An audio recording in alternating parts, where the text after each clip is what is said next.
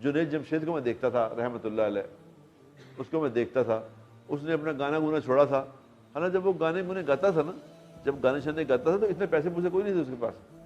ایسے ہی تھا، بس ہینڈ ٹو ماؤتھ ہی ہوتے تھے، کوئی ایسا چکر نہیں تھا کہ بہت اس کو زیادہ پیسے نہیں ہوتے تھے، لیکن اس نے گانا اور اپنی فیم چھوڑا تھا تو اللہ تبارک و تعالیٰ نے اس کو اس لیول کا فیم دیا کہ جو اس فیم سے ہزاروں گنا زیادہ تھا کہ نہیں،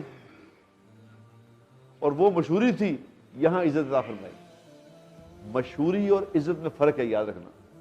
مشہوری تو اور چیز ہوتی ہے، عزت اور چیز ہوتی ہے۔ مشہور تو ناچنے گانے والے ہو جاتے ہیں، طوائفیں مشہور ہو جاتی ہیں، لیکن عزت اللہ عطا فرماتا ہے اپنے بندوں کو۔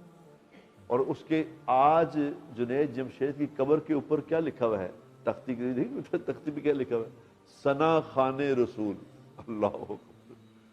اللہ اکبر، کہاں گانے ناچنے گانے والا، آج اس کے اوپر قبر پہ لکھا۔ اور کیا اللہ نے اس کو ریوارڈ دیا تھا، ریوارڈ کیا دیا اس کو اللہ نے،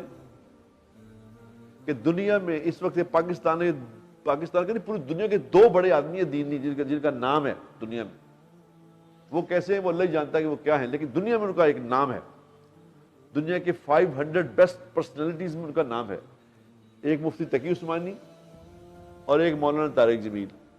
یہ دو لوگوں کے بڑے نام ہیں دنیا دینی طور پہ۔ اب جب آدمی قبر تیار ہوتی ہے نا تو قبر کے سر کی طرف جو ہے نا وہ سورہ بقرہ کا پہلا رکوع پڑھتے ہیں،